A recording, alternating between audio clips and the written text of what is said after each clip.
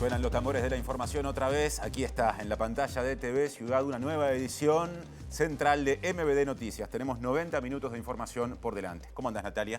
Bien, ¿y tú, Martín? Todo bien. Precioso, con este día hermoso aquí en la capital, que tanto se necesitaba. Uno está bien, aunque parece que va a durar poco. Sí, una especie de paréntesis muy disfrutable en medio de la grisura previa y la que viene por lo menos el viernes. Pero en un rato, sobre el cierre, como siempre, con el pronóstico del tiempo sabremos más. A propósito de eso. Por otro lado. Sí, otro asunto, bastante comentado, les diría.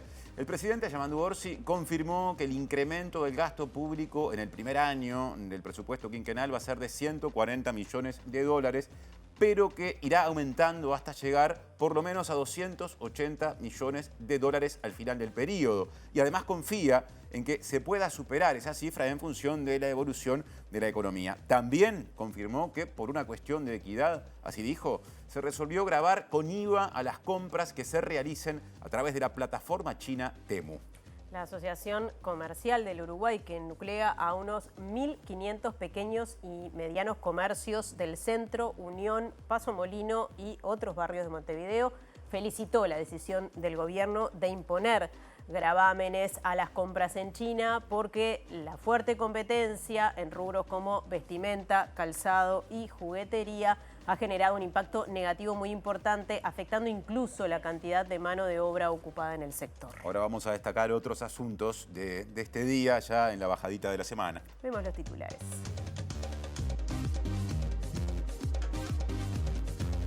Luego de la reunión entre el presidente Yamandu Orsi y los 19 intendentes departamentales del país, el presidente del Congreso de Intendentes, Nicolás Olivera, destacó el buen ambiente que se vivió y dijo que la crispación que se vive en el Parlamento no colabora en el relacionamiento.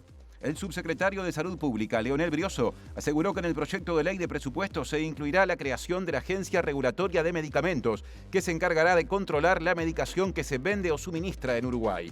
El ministro del Interior, Carlos Negro, encabezó el acto de presentación de la Policía Comunitaria, orientada a problemas en Montevideo. Para Negro, la iniciativa es importante ya que las calles, las plazas y la educación construyen seguridad y convivencia. El Ministerio de Desarrollo Social lleva adelante un dispositivo de transporte para que las personas en situación de calle accedan de mejor forma a los centros nocturnos. Para ello cuentan con la colaboración de la Asociación Sindical de Cooperativas y Obreros del Transporte, ASCOT, y las cooperativas COET y UCOT. Los centros Puertas Abiertas del Ministerio de Desarrollo Social están ubicados en la zona metropolitana y funcionarán entre las 18 y las 22 horas para que las personas en calle puedan acceder en forma temprana a espacios de acompañamiento hasta la asignación de cupo nocturno. El primer ministro israelí Benjamín Netanyahu declaró que su gobierno iniciará negociaciones inmediatas para una tregua en Gaza y la liberación de todas las personas rehenes que continúan en ese enclave. El presidente de Chile, Gabriel Boric, envió a Argentina a su ministro del Interior, Álvaro Elizalde, para acompañar a los heridos chilenos tras los graves incidentes ocurridos en el partido entre Independiente y la Universidad de Chile por la Copa Sudamericana. Bueno, les recordamos que nos pueden ver en vivo en todos sus dispositivos a través de tvciudad.uy, por YouTube, y también nos pueden escuchar en la radio de la Universidad de la República, uniradio.edu.uy o 107.7 FM. Ahora salimos del estudio, Martín. Porque es momento, como siempre a esta altura, de recibir los adelantos desde los móviles. Primero móvil con mar de fondo y nunca tan bien dicho con Martín Duarte, que ya nos explicará dónde está y por qué. ¿Cómo andás, Martín? Martín, Natalia, buenas tardes. Si hubiéramos salido hace algunos minutos, veíamos el atardecer. Estamos en el puerto, más precisamente en el puerto Capurro. A mi espalda, en este caso, dos buques, el Albamar y el Crío. Son dos buques, en este caso, de pesca de merluza, que están preparando, justamente la tripulación está preparando para zarpar en algunas horas. La convocatoria fue a las 5 de la tarde y se prevé que entre las 19 y 19:30 puedan estar zarpando estos dos barcos. Esto está en el contexto de lo que viene siendo 3 meses de conflicto del sector pesquero.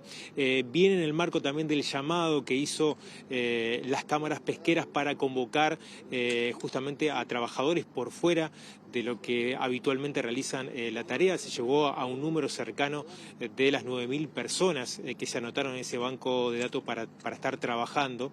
Y en definitiva, hace algunos minutos la tripulación, o los que fueron convocados, son 9 tripulantes por cada uno de los barcos que pescan de a dos en tándem. Bueno, estaban evaluando el hecho de si salir o no. Al momento están cargando y realizando todos los preparativos para que en algunos minutos estén zarpando aquí del puerto, pero si les parece, los convocamos para estar brindando más detalle y quizás estar hablando con algunos de los integrantes de la tripulación.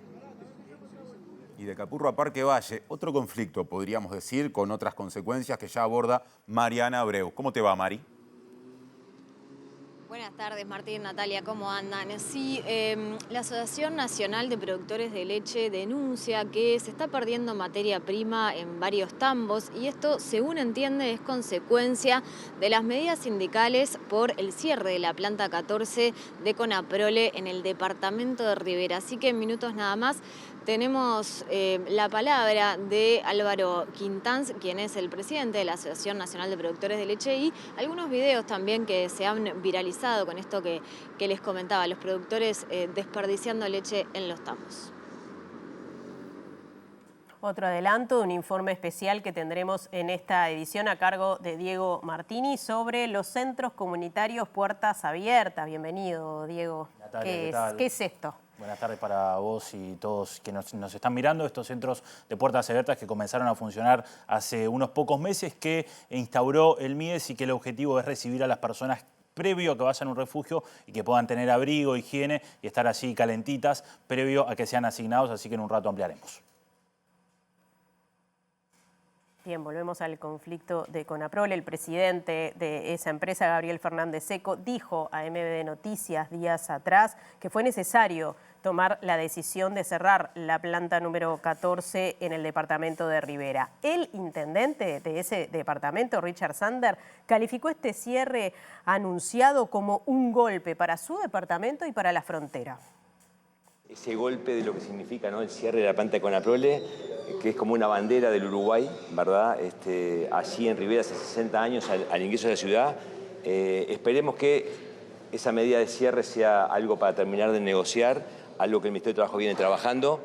La cooperativa cierra su balance a cero, o sea que en definitiva esto no es para que la cooperativa sea más rica, esto es para poder pagar un mejor precio al productor, que en los últimos años es el que ha quedado peor o más perjudicado, digamos, en la cadena. Ahora desarrollo informativo, empezamos hoy por el asunto de portada. El presidente Yamandu Orsi indicó que el margen fiscal para el incremento del gasto público previsto en el presupuesto quinquenal al final del periodo será de 280 millones de dólares, una cifra que, sin embargo, se aspira a superar en función de cómo evolucione la economía.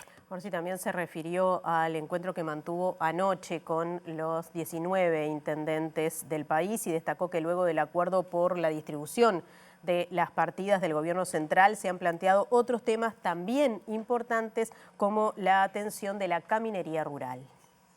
Hay un sentido de la horizontalidad entre niveles de gobierno que yo creo que si en algún momento alguien se imagina espacios de cogobierno, este es el más rico y el que tiene más futuro. La mayor parte de los temas que en las últimas reuniones ocuparon espacio y tiempo, después fueron concretados en una propuesta para el presupuesto, donde todos cedemos un poco y todos aportamos un poco.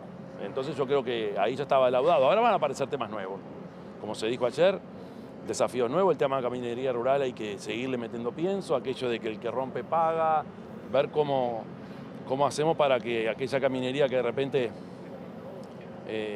está desatendida, pero que tiene un tráfico mucho más intenso, que las intendencias puedan tener espalda para resolverlo y que el gobierno nacional los acompañe a eso. Yo creo que hay mucha tela para cortar.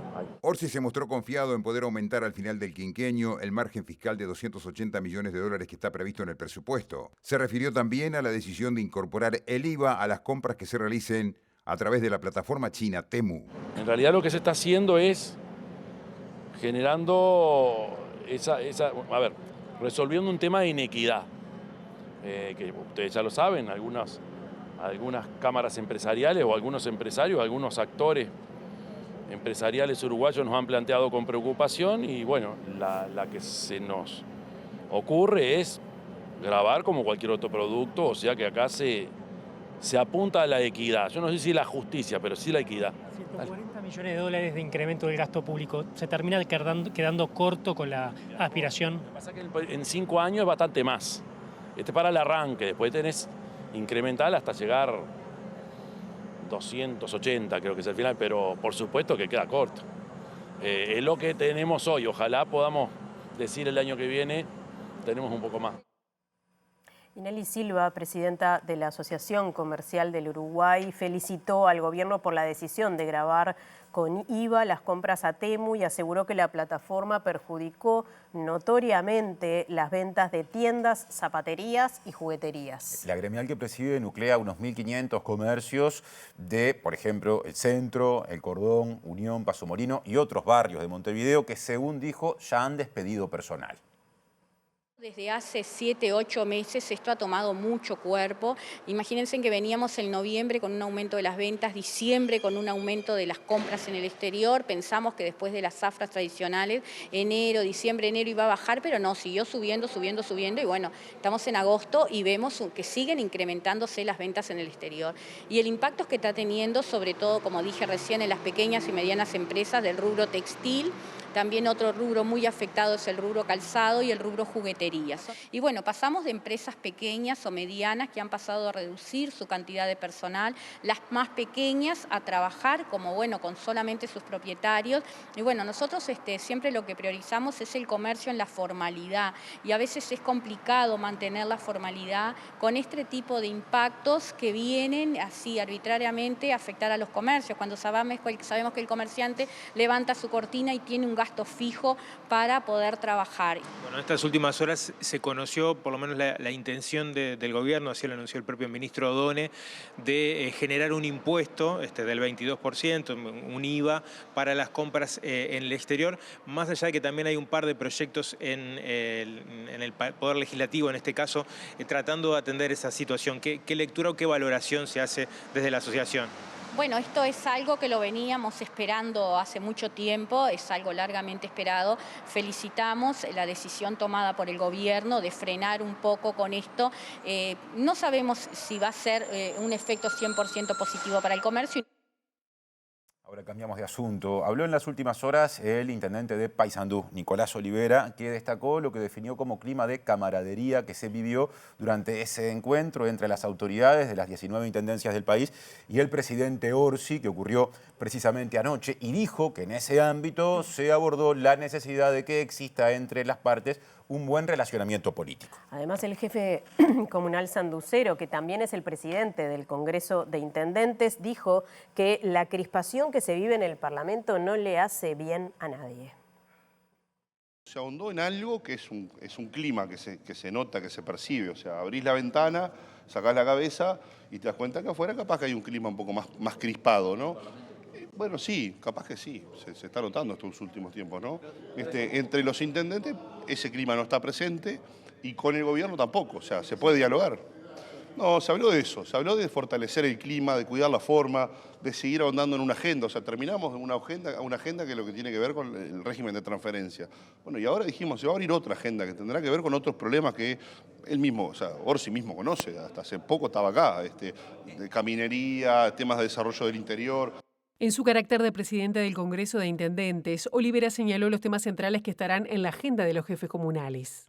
La distribución de los cupos del Uruguay Impulsa, de los jornales solidarios. Recibimos a la gente de la UTEC, que vaya si tiene desarrollo en cada rincón del país. Vamos a estar hablando de programas de caminería, vamos a estar dando cuenta de algunas instancias que hemos tenido nosotros, con el ministro de Transporte, el ministro de Trabajo, varias cosas que hemos ido juntando en este mes. Y el ministro de Economía y Finanzas, Gabriel Odone, les informó anoche a los intendentes de Salto, Paysandú y Río Negro que a partir del 1 de septiembre la reducción en el impuesto del IMESI para la compra de combustibles en las estaciones de servicio de sus departamentos pasará a 35%. Esto fue confirmado por el intendente de Salto, Carlos Albizu, que dijo que fue muy positiva la reunión que todos los intendentes e intendentas tuvieron con Orsi anoche y que destacó que el presidente conoce la realidad y el día a día justamente de la gestión al frente de las intendencias. El presidente un poco llevando su experiencia de 20 años, ¿no? Primero como secretario general y después como intendente, hoy del lado del Ejecutivo, pero también con la sapiencia y con todo lo que él ha pasado como intendente y conocedor de los problemas y de los día a día, bueno, del estar cercano, del estar con un teléfono abierto, que es un mensaje que hay un problema en Salto o en Bella Unión o en Rocha, y él tratar de ayudar, solucionar con ministros, a ver, como Done, que ahora anoche me estuvo llamando, me llamó a mí, lo llamó a Nicolás Olivera, lo llamó a Lebrato para comunicarnos que las naftas que habían pasado del 40 al 32, a partir del 1 de septiembre se van a 35, porque bueno, está eso, ¿no? Del contacto permanente y la elasticidad para poder ayornarse al momento, en nuestro caso de frontera con la Argentina, y poder estar ahí a teléfono abierto viendo los diferentes ruidos o los diferentes temas que van surgiendo, y así como con él, con Ministerio de Turismo, con Transporte, con Vivienda, que es un poco con los que más hemos estado, bueno, de tener ese ida y vuelta y ser pragmáticos e ir por las soluciones que en definitiva necesitan nuestros departamentos y necesita nuestra gente.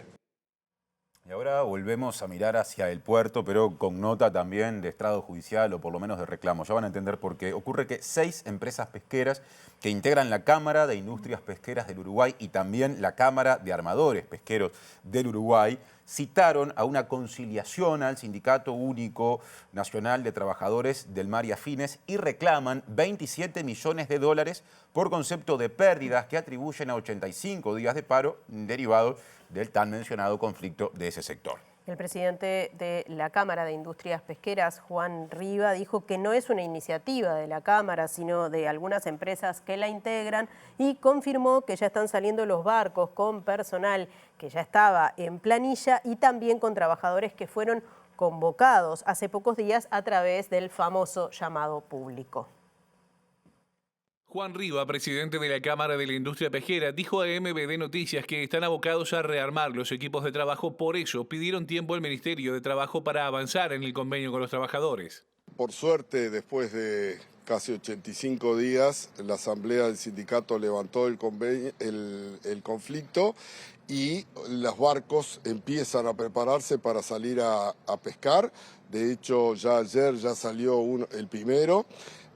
Hoy en principio estarían saliendo 2 más, mañana quizás 4, el sábado saldrán algunos más, de a poco porque esto lleva tiempo y en eso estamos abocados, de poder, digamos, poner la máquina en marcha. No se hace de un día para otro, hay que alistar los barcos, ponerle hielo, combustible, los víveres, rearmar las tripulaciones. Hay varios trabajadores que se han ido a otros rubros, dado el tiempo que pasó. Tenemos información que algunos trabajadores ya no están, se fueron a otras actividades, entonces hay que rearmar y ahí entra un poco la lista que conformamos con la convocatoria, que son muchos, y bueno, ya han sido convocados algunos de esos trabajadores.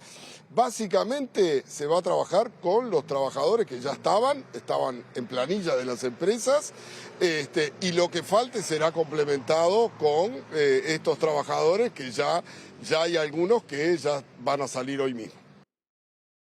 Presenta Asociación de Funcionarios Portuarios. Hacete socio y accederás a beneficios exclusivos como colonia de vacaciones, préstamos, servicios de la salud, tienda online con precios exclusivos y mucho más. Seguimos en tema y nos cuenta más Martín Duarte, que está en el puerto de Montevideo. Adelante, Martín. Estoy con el capitán de uno de los barcos, del Albamar, César Raúl Román, y le vamos a estar mostrando lo que está pasando en estos momentos. Le decíamos que la convocatoria para las dos tripulaciones, porque son barcos de red, ya nos explicará mejor César, barcos corvineros, están en estos momentos con todos los preparativos previos a la salida. La tripulación fue convocada sobre las 5 de la tarde y también, bueno, del hecho simbólico ya, más allá que en la jornada de ayer salieron otros barcos de mayor porte, barcos pesqueros. Estas son dos embarcaciones más chicas. César, agradecerte estos minutos. Contanos un poco cuál es el proceso y qué significa para ustedes volver al mar, a trabajar de alguna forma en este conflicto que ya viene arrastrando casi 3 meses y bueno, en los preparativos, porque se dudaba si se salía o no. Bueno, buenas tardes nuevamente. Y estamos en preparativo, por suerte. Se va terminando la incertidumbre. Esperemos ya salir hoy. Esto tenemos que hacerlo, son cosas que quedaron inconclusas ya por el 6 de junio. Se llama arranchar. Arranchamos, el barco ya está listado. ¿Qué implica arranchar para el televidente que no conoce y cuál es el trabajo previo que se hace antes de salir al mar? Bueno, en este caso la red vino de tierra que se había mandado a reparar. Y bueno, se baja, acondicionamos todo, que esté todo ok y bueno, esperemos hacernos a la mar. Son dos barcos que pescan justamente con red, corvineros. Explícanos un poquito cómo es el sistema. Decir red de fondo, a la corvina, pescadilla calada, eso. Se ha hablado mucho de la mejor zafra que se ha perdido por la no salida de las embarcaciones. ¿Cómo puede impactar en lo que se van a encontrar cuando salgan a alta mar? Y vamos a ver. ¿Cuál es la mejor época? Abril, mayo, junio, julio, ahora, agosto. Ya lo que está, ya está. Ya lo perdimos.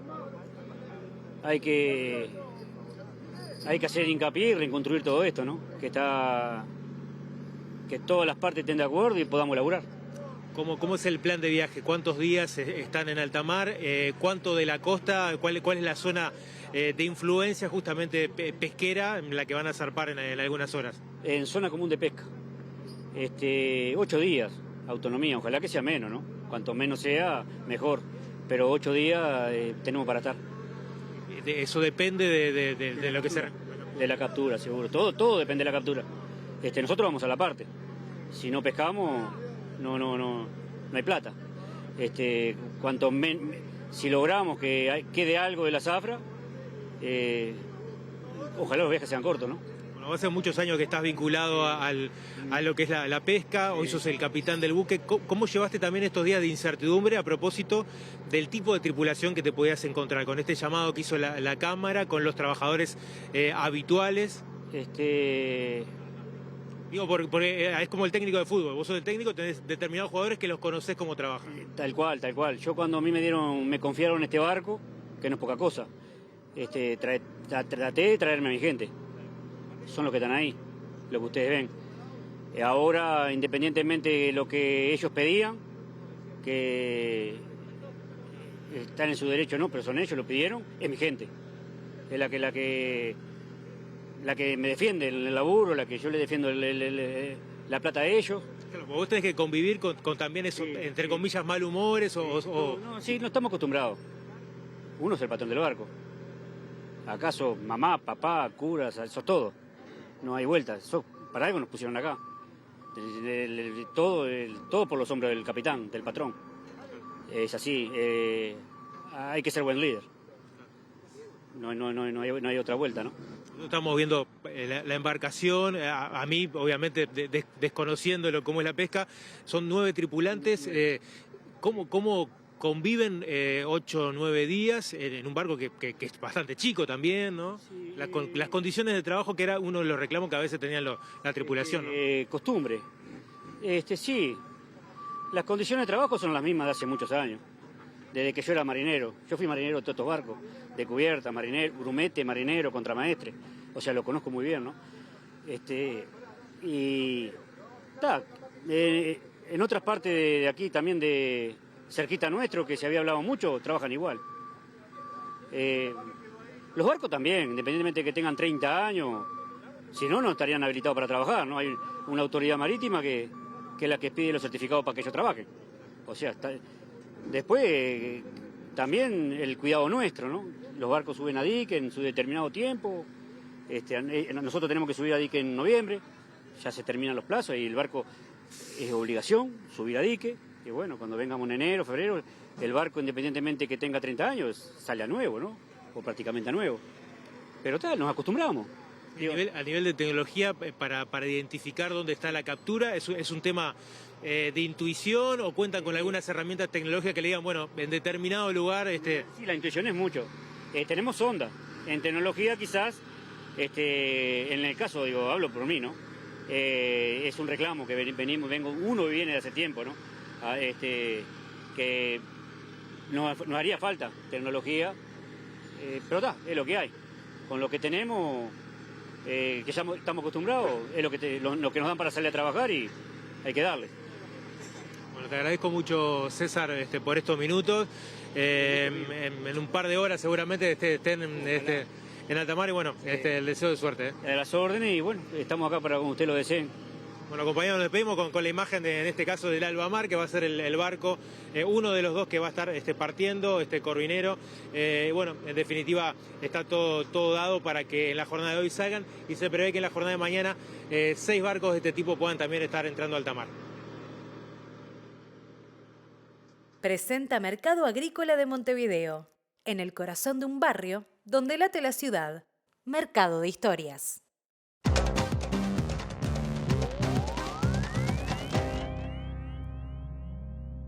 ¿Qué tal? Buenas noches. Abrimos el capítulo internacional hablando de Oriente Medio. Antes de meternos en el tema de Gaza y lo que ha dicho hoy el primer ministro Benjamín Netanyahu, hablemos de la Cisjordania ocupada, porque hoy 21 países, la mayoría de la Unión Europea, pero también de otras partes del mundo, e incluso la propia Unión Europea, le pidió a Israel que dé marcha atrás con ese proyecto que se ha presentado y que se ha aprobado, que dividiría en dos a Cisjordania a partir de la construcción de 3.400 viviendas del asentamiento E1, como se le conoce a este plan que está siendo cuestionado en todas partes del mundo a raíz de que esto, bien lo dijo el ministro de Finanzas israelí, Bezalel Smotrich, significa el enterramiento de la posibilidad de un Estado palestino. Por otro lado, ya hablando de la Franja de Gaza, el primer ministro israelí Benjamín Netanyahu dijo hoy que está dispuesto a mantener conversaciones para llegar a una tregua siempre y cuando los 50 rehenes, tanto vivos como muertos, que están en poder de Hamás,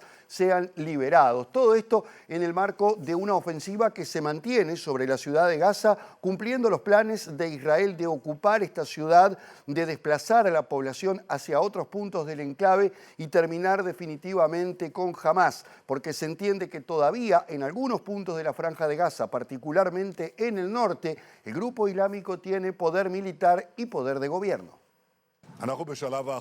He dado instrucciones para iniciar negociaciones inmediatas para la liberación de todos nuestros rehenes y el fin de la guerra en términos aceptables para Israel, y estamos en la fase de toma de decisiones, declaró Benjamín Netanyahu ante soldados que operan en el sitiado enclave palestino, y afirmó que dará la aprobación final para tomar el control de la ciudad de Gaza, a la vez que reanudará las negociaciones para un alto al fuego y la liberación de rehenes. Sus declaraciones llegan después de que el pasado 18 de agosto Hamás afirmara que aprobó una propuesta de cese al fuego, la cual incluye una tregua de 60 días y la liberación de los rehenes que el grupo islámico aún mantiene en su poder.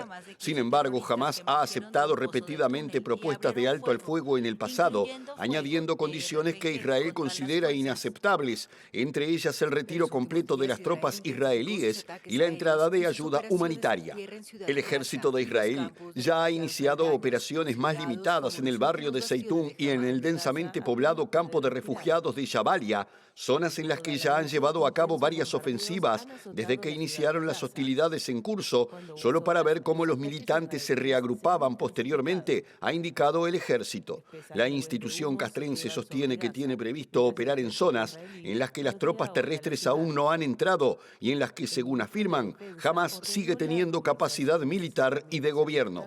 para lograr su objetivo. Y ahora vamos con uno de los hechos de las últimas horas, que tiene que ver con el partido entre Independiente y la Universidad de Chile en Avellaneda, que como todo el mundo sabe tuvo un final abrupto y además casi trágico, porque no hubo muertes puramente de casualidad, según entienden quienes estaban allí, y todavía hay que esperar, porque hay 2 personas que están graves, de las 18 que están internadas, casi todas de origen chileno, la mayoría por politraumatismos, traumatismos de cráneo, algunos heridos de arma blanca, pero el que la tiene peor, según los médicos, es el hombre que cayó desde la tribuna, que fue intervenido quirúrgicamente. Esto ha desatado un montón de acusaciones cruzadas entre quienes tienen o no la responsabilidad de que haya ocurrido este desastre en la cancha de Independiente. En eso están ahora las autoridades del fútbol, pero también otras autoridades, porque hay muchos detenidos chilenos que podrían enfrentarse a la justicia argentina y también algunos argentinos a partir de estos desmanes. El presidente de Chile, Gabriel Boric, habló de ensañamiento y de linchamiento por parte de la hinchada de Independiente de Avellaneda y dijo que nada ameritaba una situación de este tipo. Mandó a un ministro y también a su embajador para interiorizarse y conocer la situación tanto de las personas heridas como las que están detenidas. Dada la gravedad de lo sucedido ayer en Argentina con el inaceptable linchamiento de chilenos en el estadio de Independiente, he instruido al ministro del Interior, Álvaro Elizalde, que viaje a Buenos Aires para que junto a nuestro embajador acompañen personalmente a los heridos y revisen la situación de los detenidos, escribió Gabriel Boric en un tuit publicado este jueves por la mañana. Casi 100 personas fueron detenidas y decenas resultaron heridas, algunas de gravedad, tras el feroz enfrentamiento entre hinchas de ambos equipos en la tribuna visitante, con palos, fierros y armas blancas, que generaron escenas de linchamiento y hasta el lanzamiento de un hincha chileno desde lo alto de una tribuna. Todo comenzó en el entretiempo del partido empatado a 1, cuando los hinchas de la Universidad de Chile, apostados en la bandeja superior del estadio de Avellaneda, comenzaron a lanzar bombas y asientos y hasta la losa de uno de los baños sobre los hinchas de Independiente. La situación fue escalando en la violencia ante la inacción policial y la ausencia de seguridad privada, hasta que los hinchas de Independiente lograron forzar las puertas de ingreso a la tribuna visitante, generándose sangrientos enfrentamientos que, según testigos, no dejaron muertos de milagro. Mientras se debaten responsabilidades y se cruzan acusaciones, la Conmebol estudia sanciones y cómo resolver el resultado de esta llave que estaba ganando el equipo trasandino en el resultado global. Ocurre que existe un plan llamado Comunidad a la Calle y en este caso, en ese contexto de ese plan, el Ministerio de Desarrollo Social lleva adelante un dispositivo de transporte para que justamente las personas en situación de calle accedan de mejor forma a los centros nocturnos. Para ello cuentan con la colaboración solidaria de la Asociación Sindical de Cooperativas y Obreros del Transporte, conocida como ASCOT, y las cooperativas COET y UCOT. Es una atención previa que tiene sentido por sí mismo, pero también para facilitar el mejor acceso posible, ¿no? De nada sirve dar un cupo de una punta de la ciudad a la otra si después esa persona no llega porque, bueno, son muchas cuadras, muchos barrios, muchas horas caminando, a esas horas de la noche. Entonces, ese eslabón también del sistema necesitaba ser revisado. Entonces, en este marco también de implicar a más actores, es que nos encontramos con la solidaridad de los trabajadores organizados en ASCOT, también de 2 empresas del transporte, COET y UCOT, que, bueno, posibilitan que 2 de esos ómnibus, ¿sí?, hagan esta tarea con la solidaridad de los choferes que, bueno, parte de sus horas del día la destinan a conducir los móviles desde los puerta abierta hasta centros nocturnos en una tarea que son varias horas. La verdad que para nosotros fue una alegría esa iniciativa y la estamos obviamente acompañando con trabajadores, digamos, que articulan la convivencia para que todo salga bien. Y el plan Comunidad a la Calle viene a ser un plan rápido, hecho por este nuevo ministerio, por este nuevo gobierno, de este año para este año. Pero necesitamos pensar esto en el mediano plazo, en el mediano y el largo, ¿no? Entonces también vamos hacia una estrategia nacional de prevención y también abordaje para los egresos de las personas en situación de calle, y para eso necesitamos mucha implicancia. Y bueno, estamos haciendo ejercicio de eso ahora mismo, porque son diferentes choferes que van haciendo también esta acción solidaria. En Antel, llévate un Antel Box con la mejor conexión para que puedas ver todo lo que quieras de manera fácil, rápida y directa.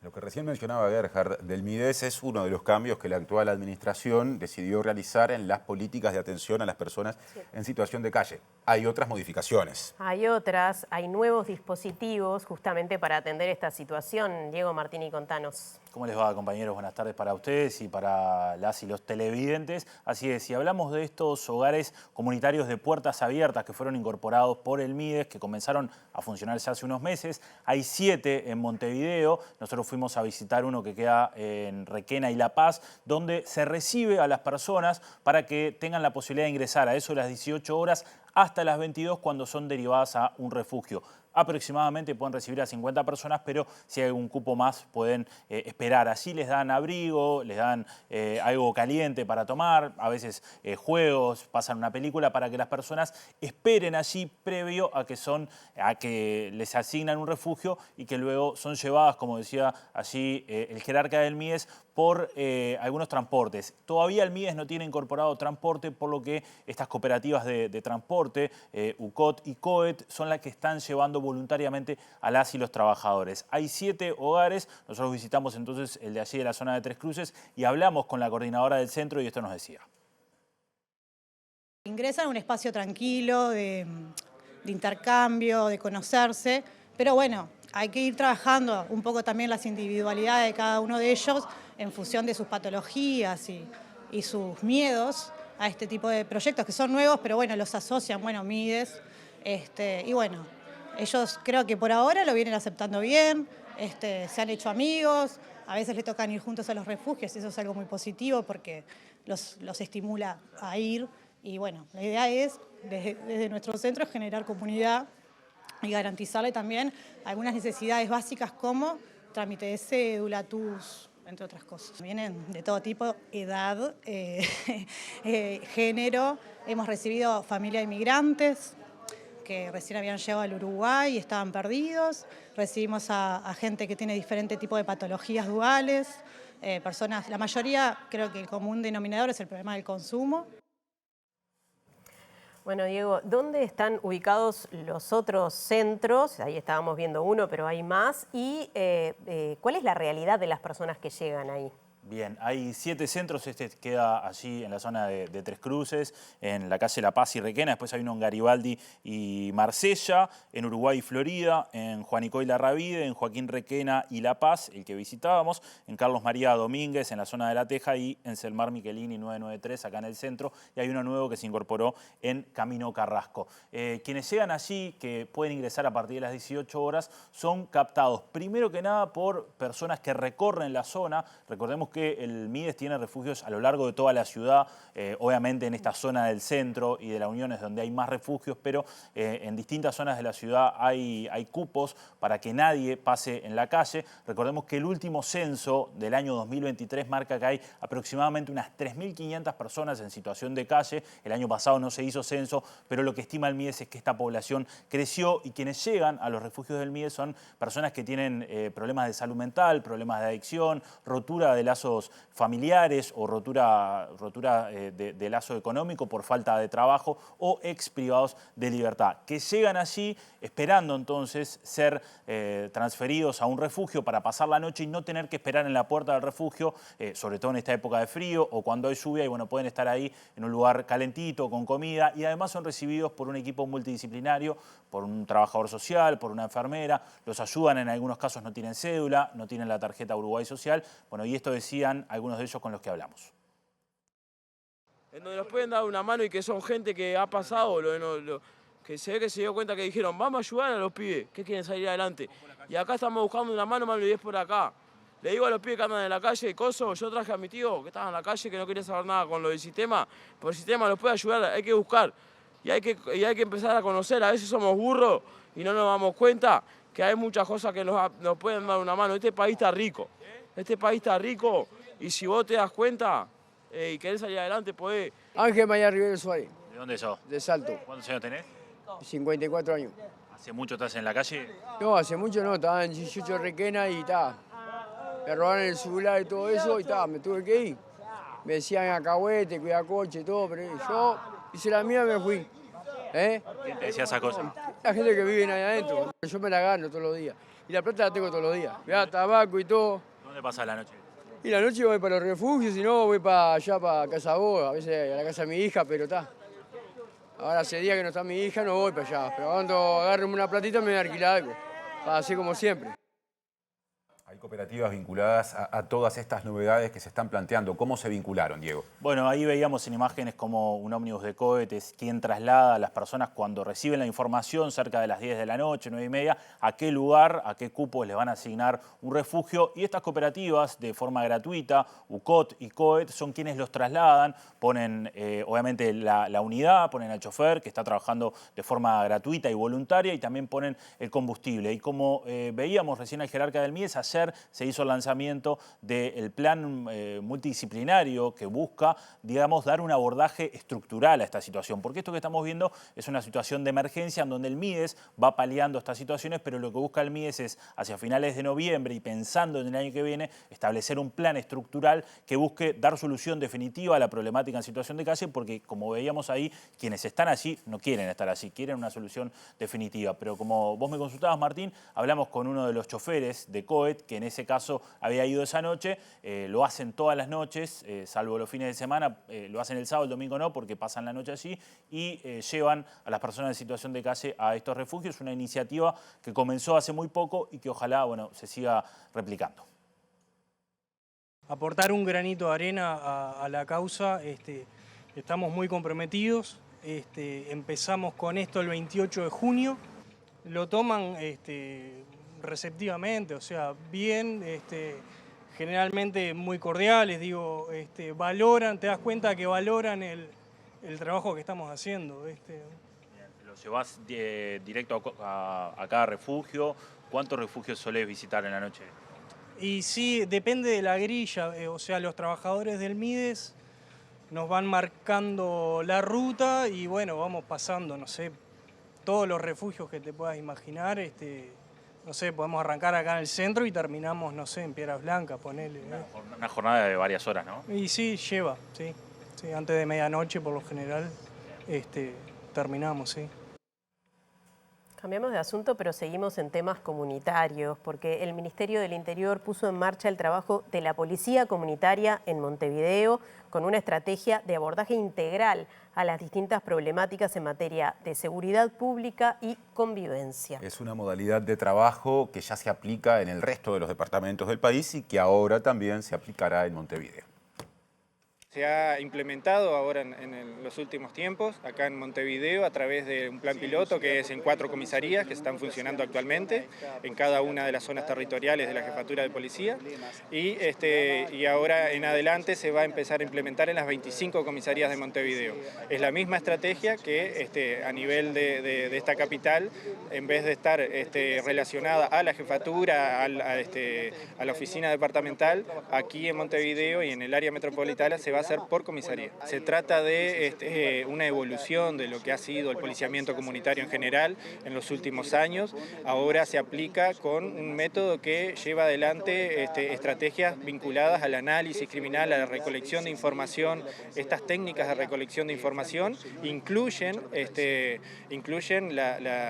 vínculo con la ciudadanía. Este vínculo con la ciudadanía nos permite a nosotros recoger todos aquellos elementos que constituyen las variables de los problemas que tenemos en cada barrio. Es muy importante recoger la opinión de los vecinos. Entonces, a partir de eso se realizan proyectos focalizados para tratar de mitigar cuáles son las causas que determinan las problemáticas. La Policía Comunitaria lleva adelante acciones de prevención con las comunidades educativas, lo que incluye charlas y talleres en centros de enseñanza, y así mantiene un vínculo cercano con la sociedad. Además, hay unidades móviles para recibir denuncias en diferentes barrios, en especial los que tienen menor accesibilidad a las comisarías o en eventos que reúnen a muchas personas.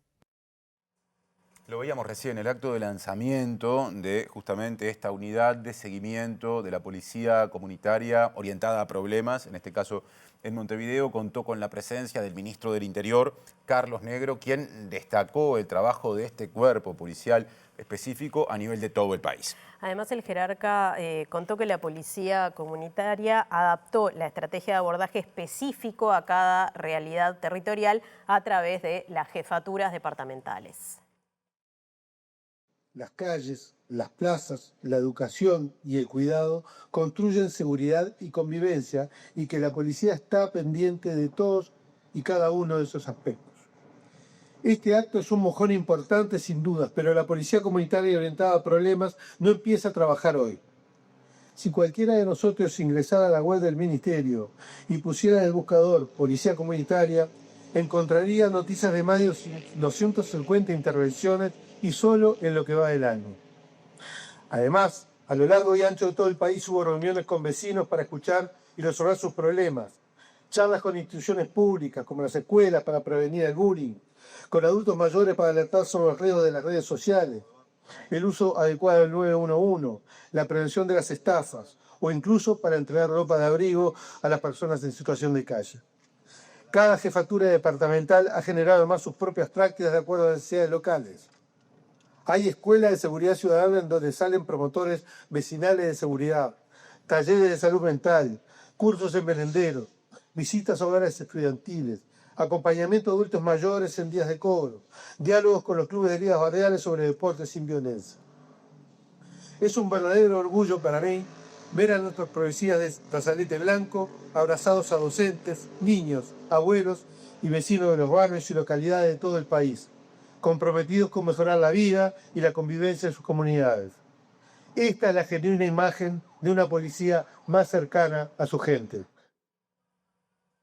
Les contamos que el senador del Partido Nacional, Luis Alberto Heber, convocó a la Comisión Especial de Seguridad Pública y Convivencia de la Cámara Alta al ministro del Interior, Carlos Negro. Heber argumentó la solicitud asegurando que pretende conocer en profundidad, así está escrito, los detalles de diferentes episodios de fugas ocurridas en cárceles y también las medidas al respecto que ha llevado adelante el Instituto Nacional de Rehabilitación. Bien, cambiamos de tema. El presidente Yamandu Orsi recorrió este mediodía el buque científico del Schmidt Ocean Institute, que iniciará en las próximas horas esta exploración del mar territorial uruguayo en la expedición denominada Uruguay Sub-200. Y MBD Noticias habló con un científico chileno vinculado a la expedición, Javier Sellanes, que dijo que esta iniciativa puede permitir conocer especies de flora y fauna marítimas que se desconocen y justamente facilitar el conocimiento a partir de estos hallazgos y otros en diferentes áreas científicas. Este es un crucero que pretende estudiar por primera vez de una forma distinta. Ya se conoce mucho de lo que hay, que tenemos aquí en Uruguay. Este es un poco el Uruguay más desconocido que hay, toda la parte marina, que ya se conoce un poco por ciertos medios no tan especializados como los que vamos a tener ahora. Así que ahora vamos a tener ojos en las profundidades.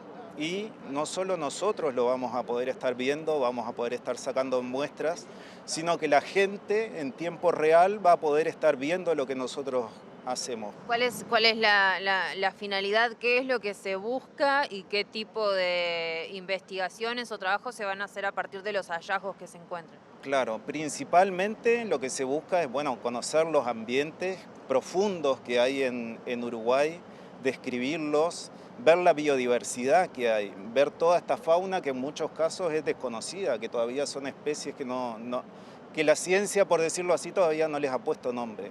Entonces, siempre que tú quieres conservar algo, que esa es un poco siempre nuestro principal objetivo de los investigadores, para conservar algo tú primero tienes que conocerlo. Entonces, esa es un poco la idea, conocer esta fauna, esta biodiversidad que hay aquí enfrente a Uruguay y en qué ambiente están, describir las características del ambiente en el cual están viviendo estos organismos.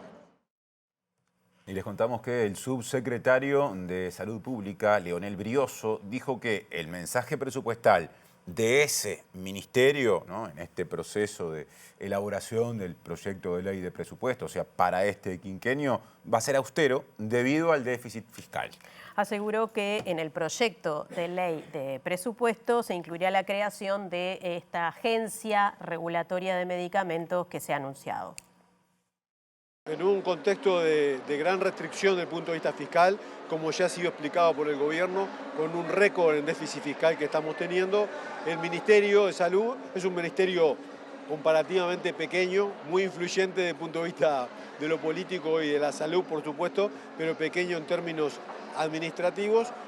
Ha desarrollado un proyecto de ley austero, pero que tiene algunas novedades, como la agencia del medicamento, que es una aspiración largamente acariciada, y también un instituto para mejorar las capacidades del Ministerio en el desarrollo de políticas públicas basadas en evidencia, que creemos que son mensajes importantes para que el legislativo lo tome en cuenta.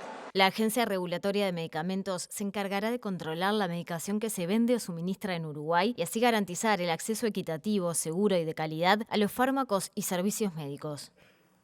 Atención ahora a otros temas, información reciente de último momento proveniente del Ministerio de Ganadería, Agricultura y Pesca, más concretamente de la Dirección General de Servicios Ganaderos. Se informa que hubo un foco de influenza aviar en aves comerciales en Argentina, subrayo, esto pasó en Argentina, y por ende Uruguay ha decidido reforzar la vigilancia sanitaria y exhortar a extremar la bioseguridad. Se recuerda a la población que esta enfermedad no se transmite por el consumo de carne de ave ni de huevos. Atención, recomendaciones del Ministerio de Ganadería a los productores avícolas. Evitar el ingreso de personas, desinfectar rigurosamente materiales de trabajo, instalaciones y vehículos, limpieza rigurosa de calzado, colocar pediluvios y dispositivos de desinfección de entrada a predios y galpones, usar ropa exclusiva para trabajar con las aves, mantener en buen estado las mallas antipájaro, evitar contacto con aves domésticas, aves silvestres y que compartan agua o alimento, mantener actualizados los registros de visitas y producción. Se recomienda que todos los sistemas productivos de aves con salida al exterior permanezcan bajo mallas antipájaros durante el tiempo que dure la alerta sanitaria. Y además, desde el Ministerio de Ganadería, Agricultura y Pesca, se informa que ante situaciones que la gente pueda considerar sospechosas en función de todo esto que se informó, en primer lugar, no se manipulen ni trasladen aves afectadas, se use protección personal, esto es tapabocas, guantes, lentes y mamelucos, y se contacte de inmediato a las oficinas zonales del Ministerio de Ganadería, Agricultura y Pesca, o también se emplee el correo para comunicarse, que ya paso a leerles, que es avesnotificaciones@mgap.gov.uy. También estábamos viendo estas recomendaciones en la red social X del Ministerio de Ganadería, Agricultura y Pesca, así que ante la duda se puede también acudir allí y ver estas recomendaciones más precisas. Y cambiamos de asunto. Les contamos que el abogado argentino César Cibo, que es patrocinante de causas de derechos humanos, reconoció que hubo avances importantes en juicios sobre la dictadura reciente en su país. No obstante, dijo que en este momento hay un freno porque, entre otras cosas, se eliminaron programas de protección a testigos y hubo traslados de jueces, juezas y también de personal de justicia que trabajaba en estas temáticas específicamente. Cibo señaló que en Argentina hubo muchos años de impunidad, hasta 2006, donde se logró reabrir las causas de la dictadura, y destacó la resistencia de los organismos de derechos humanos. Con ese proceso de impunidad sostenido en el tiempo, se hizo difícil poder llegar a causas penales, pero llegamos a causas penales. Y bueno, en mi caso particular, yo vengo trabajando en causas penales desde 1997, que empezamos a llevar las cosas a Baltasar Garzón en la Audiencia Nacional en España, empezamos a llevar testimonios, empezamos a llevar documentos, llevamos testigos a España a declarar y empezamos a empujar el proceso en Argentina. En el 2000, juicios por la verdad, empezamos a hacer juicios por la verdad, reconstructivos históricos, que eran una forma de mostrar a la sociedad qué era lo que había pasado. Y en los procesos penales, a partir del 2006, empezamos ininterrumpidamente a hacer investigaciones y a hacer juicios.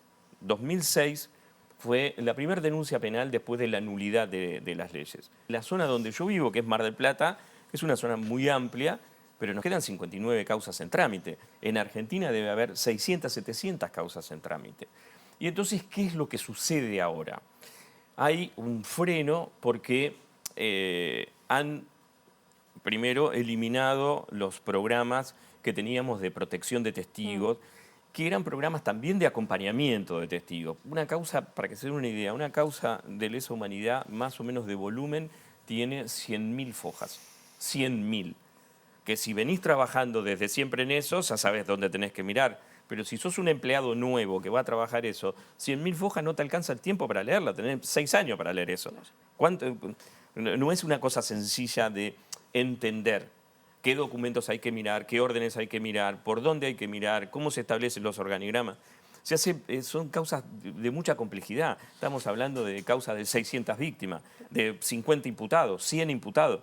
Entonces, ese volumen, si vos ponés de repente a una persona a trabajar, es inasible.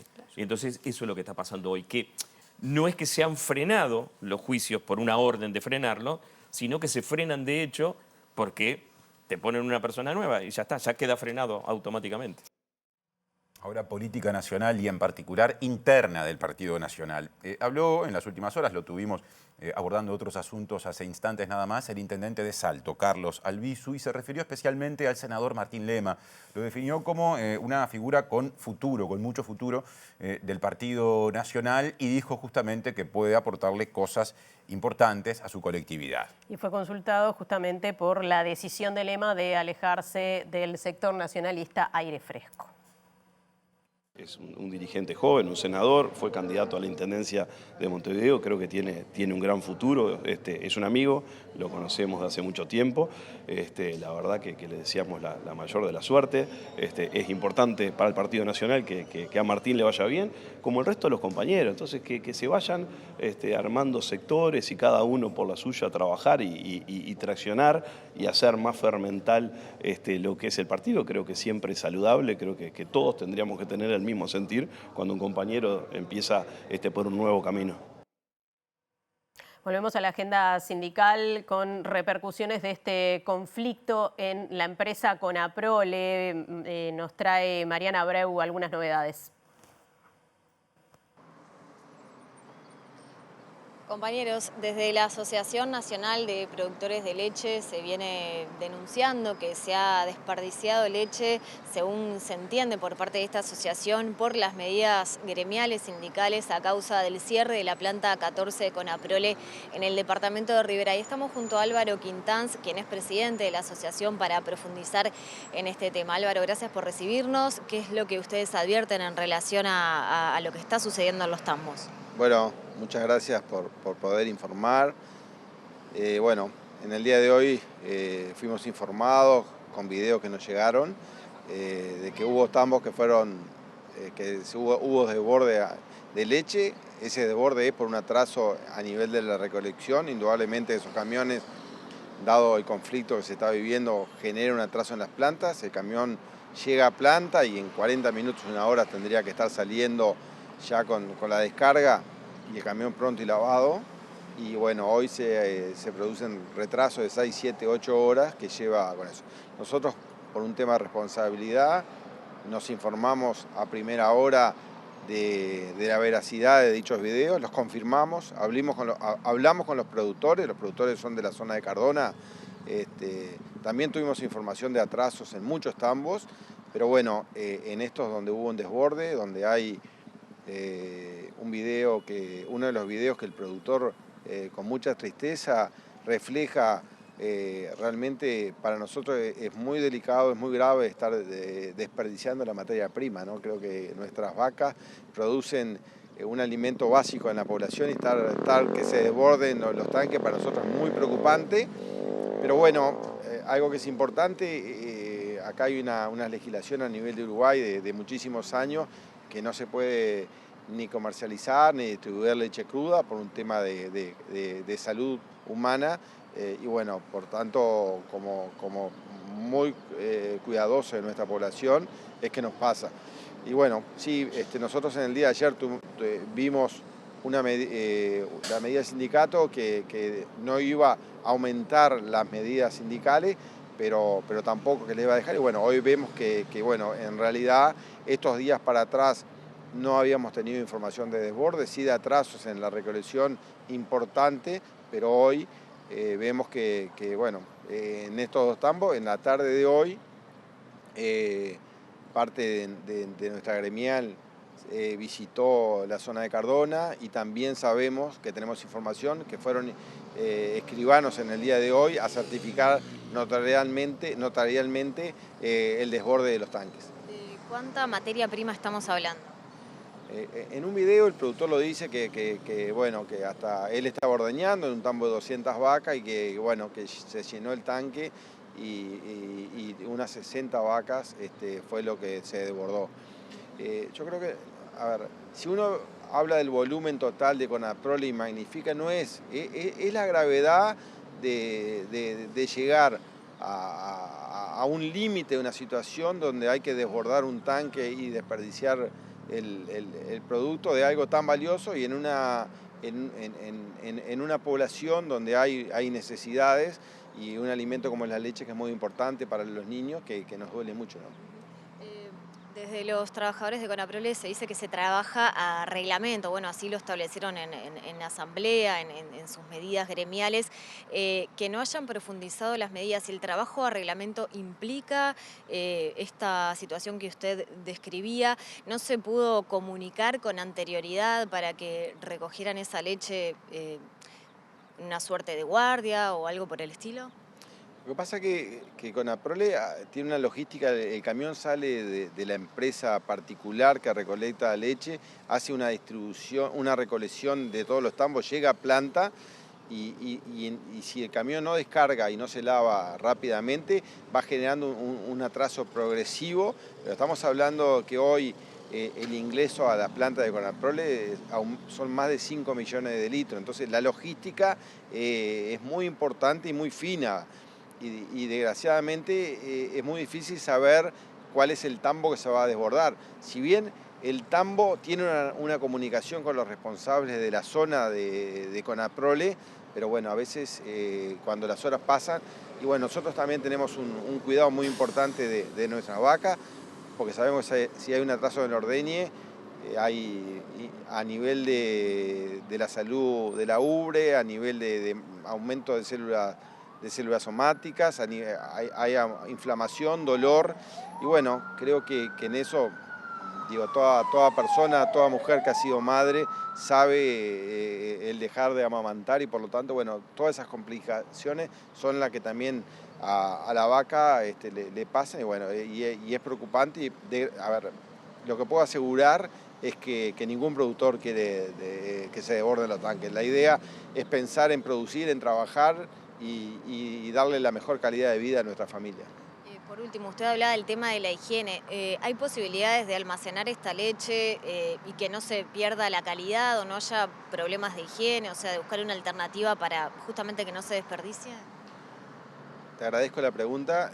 Los productores guardan en todo lo que puede guardar la leche. Llega un punto, si uno ve, hay tarros de leche que se llenan, hay mucho, indudablemente en todo lo que no afecte la salud humana, porque eso sí somos muy cuidadosos de todo, pero llega un punto que esa leche se desborda y no hay manera, digo, pero todos los videos que hay demuestran que el productor por diferentes lados intenta guardar la leche en diferentes lugares. Lo que pasa que a veces es imposible y bueno, como mensaje ojalá, muy triste con toda esta información, uno ojalá tendría que estar hablando de cosas más importantes, la situación del sector lácteo, que abandonan 700, en la última década 700 productores lecheros han abandonado, con un gran problema de recambio generacional, insertar jóvenes en el tambo. Y bueno, desgraciadamente estamos hablando de un conflicto que ojalá se termine pronto y que podamos hablar de otros temas.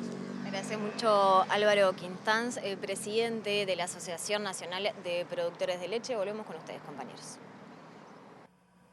Sí, y seguimos en tema porque se pronunció sobre este asunto el intendente de Rivera, Richard Sander, que calificó como un golpe el cierre de la planta en Rivera de Conaprole, un golpe para su departamento. Y pese a todo lo que se dice, sobre todo desde la Cooperativa Nacional de Productores de Leche, Sander dijo que tiene la esperanza de que la decisión empresarial o de la cooperativa se pueda revertir, y mirando más allá de este conflicto en particular, pero siempre desde la frontera y su departamento, Rivera dijo que está de acuerdo, que son buenas las políticas de frontera que ha aplicado el actual gobierno.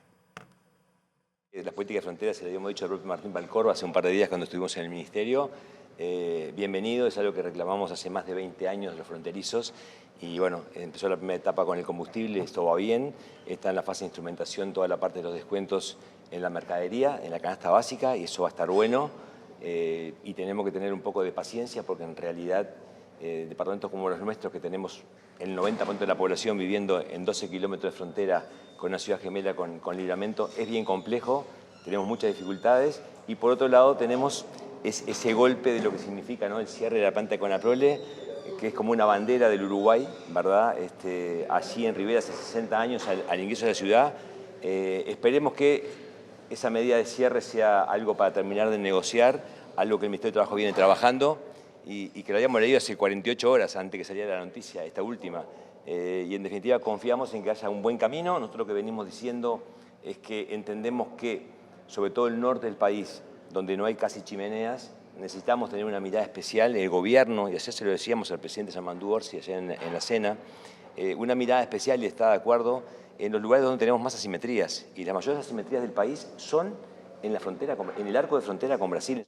Tras el encuentro anoche del presidente con los jefes comunales, Sander destacó la cercanía con Orsi, quien conoce la situación de los intendentes, que vienen trabajando en diversos temas y proyectos por fuera de los tiros por elevación que se dan en la política e intentando buscar soluciones con consensos, que es lo que espera la gente.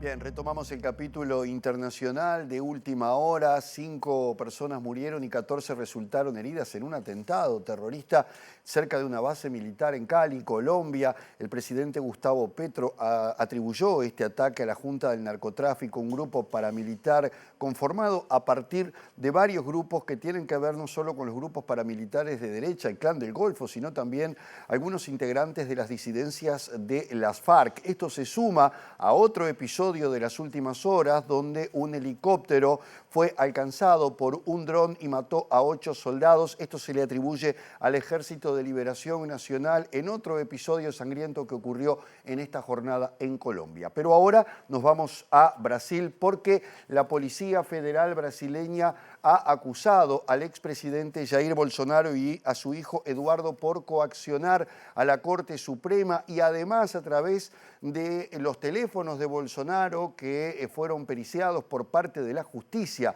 Se encontró que el expresidente tenía un plan para pedirle asilo político a su amigo, el presidente argentino Javier Milei.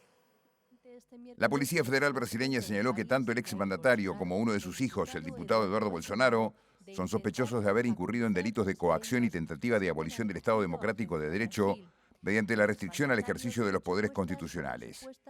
El último informe, que fue enviado a la Corte Suprema el pasado viernes, se formalizó en julio, después de que detectaran indicios de obstrucción a la justicia y atentado a la soberanía nacional. Y según la denuncia, Jair y Eduardo Bolsonaro intentaron inducir, instigar y ayudar al gobierno de Donald Trump a la práctica de actos hostiles contra Brasil para que se descarte la causa de golpismo.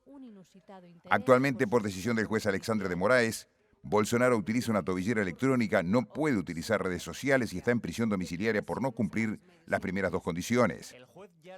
Un informe de la Policía Federal que fue divulgado este miércoles indicó que el expresidente planeó pedir asilo político a la administración de Javier Milei para ser recibido en el país vecino, luego de ser encontrado un documento sin fecha en uno de los celulares que fueron confiscados, en el que Bolsonaro se autodenominaba una víctima de persecución política. Según las autoridades policiales, Jair Bolsonaro tenía en su poder un documento que posibilitaría su evasión de Brasil hacia la República Argentina, especialmente tras el inicio de la investigación, y los agentes sospechan que la autora del archivo, que no tiene firma, es la esposa del senador Flavio Bolsonaro, otro hijo del expresidente.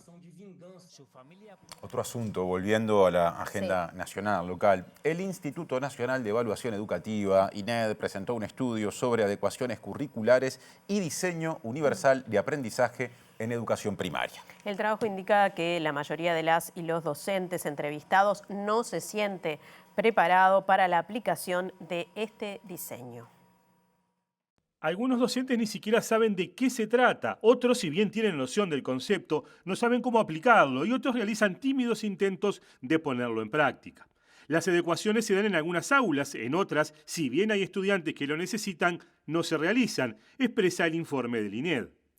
El estudio indica que en los centros educativos que se visitó, la formación de los docentes a la temática es un debe, así como también los recursos que se les brindan para atender a la diversidad en el aula, aspectos que son clave en la inclusión. Los centros privados entrevistados son los que están en mejor situación, ya que las maestras están formadas en diseño universal de aprendizaje y dificultades de aprendizaje. Además, cuentan con apoyos institucionales, varios, recursos económicos y familias que les pueden brindar apoyo profesional fuera del aula para complementar el aprendizaje de los estudiantes dentro del centro educativo. La información sobre las fortalezas y dificultades de los alumnos en el sistema público no está sistematizada y no se transfiere año a año, salvo que los docentes sean conscientes de la importancia de ello y lo transmitan en forma oral o escrita al próximo docente a cargo. La sistematización de la información sobre niños con discapacidad es fundamental para garantizar que los centros educativos cumplan con los derechos de los alumnos, expresa el informe. Suma esto que los ajustes razonables son muy importantes para los estudiantes con discapacidad, sobre todo en los contextos de evaluación y aprendizaje, ya que representan un derecho en cuanto a la equiparación de oportunidades, lejos de significar privilegios para algunos estudiantes. Queda mucho trabajo por hacer. Seguimos. Y el secretario general de la Internacional de la Educación, David Edwards, señaló que Uruguay no está invirtiendo en el futuro y dijo que no se tiene la visión de lo que quiere hacer con los recursos humanos que existen. Esto fue durante una visita a Montevideo previa a la Cumbre Mundial sobre Docentes que se va a celebrar los días 28 y 29 de este mes, o sea, de agosto, pero en Chile, en Santiago. Y justamente en ese contexto, aquí en la capital, Edwards dijo a MBD Noticias que es para destacar la campaña que llevan adelante los sindicatos de la educación del Uruguay que reclaman que 6% del Producto Interno Bruto se justamente destine a políticas educativas. Hay que invertir mucho más en la educación acá y yo creo que la campaña que están llevando adelante mis miembros sobre el 6+1 es un muy importante paso porque si no invierten en el futuro, en los estudiantes, en sus escuelas, en las personas que la forman, ¿qué visión de desarrollo nacional tienen el país? Ese porcentaje de 6+1 surge de organismos internacionales como el mínimo para la educación, pero países que integran la OCDE superan ese guarismo. Edwards señaló los desafíos de Uruguay en materia de educación. No están invirtiendo en el futuro, no tienen la visión de qué quieren hacer con esos recursos humanos que tienen, proyectándolo al futuro. Hay una falta de recursos, pero siempre hay recursos para prioridades. Y yo creo que la falta de recursos, y no por precio, por impuesto, porque siempre tenemos precios o impuestos para invertir en educación. La gente puede pagar privadamente o lo puedes recaudar los fondos necesarios. Es decir, la sociedad, el sector privado, todos se hacen un pacto de que el futuro del país es tan importante que no invertir no es opción. Claro. Eso para mí es lo más importante para Uruguay en el momento. Tiene docentes, tiene currículum, tiene tecnología, tiene mucho, ¿no? Mucho que no tiene muchos otros países. Pero hoy en día nadie está invirtiendo en ese potencial que tiene Uruguay. Otra agenda. La Oficina Nacional del Servicio Civil y el Tribunal de lo Contencioso Administrativo firmaron un convenio en cumplimiento de una ley, que en este caso es la Ley 20.212, que mandata brindar capacitación al funcionariado, también a jueces, juezas y profesionales de la abogacía del sector público. El convenio apunta a fortalecer las capacidades técnicas y la eficiencia de la administración pública, según destacaron autoridades de ambos organismos. La titular del Tribunal de lo Contencioso Administrativo, Rosina Rossi, dijo que el acuerdo permitirá cumplir de forma efectiva con las obligaciones del organismo. Sostuvo además que la cooperación fortalece las capacidades técnicas y la eficiencia en la administración pública mediante la necesaria colaboración entre dos organismos clave del Estado. A partir de ahora podemos decir, bueno, tenemos tendido un puente. Tenemos tendido un puente entre las dos instituciones. El Tribunal de lo Contencioso Administrativo empieza a pensar contenidos y a partir de estos contenidos que ya tenemos diseñados, nos vamos a ir apoyando, recostando en la escuela.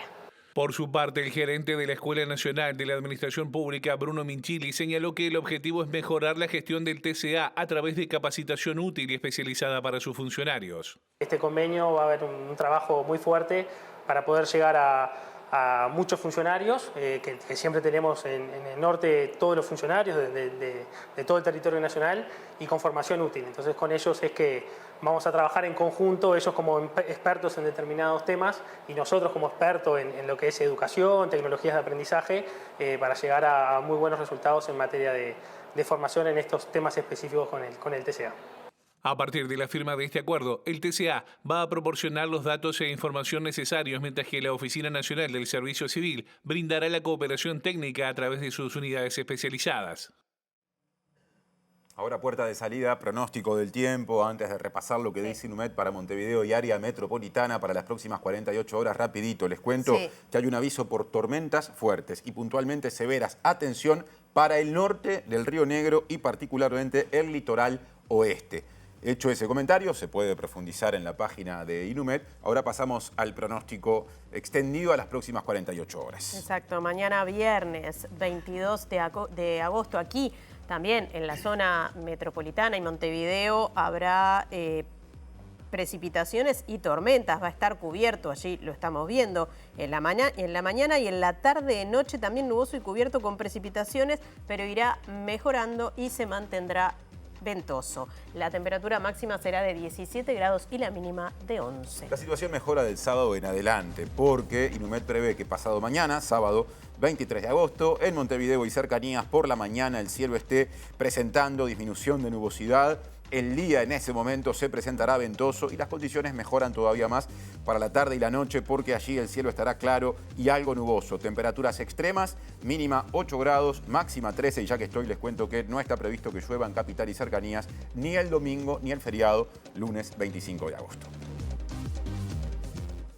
Bueno, y nos estamos yendo, la invitación de todos los días a quedarse porque viene Lado B y luego el resumen de MBD Noticias en síntesis. Además, como siempre les decimos, ya queda hecha la invitación para que mañana bien temprano estén en la pantalla de TV Ciudad con la primera edición de MBD Noticias a las 8.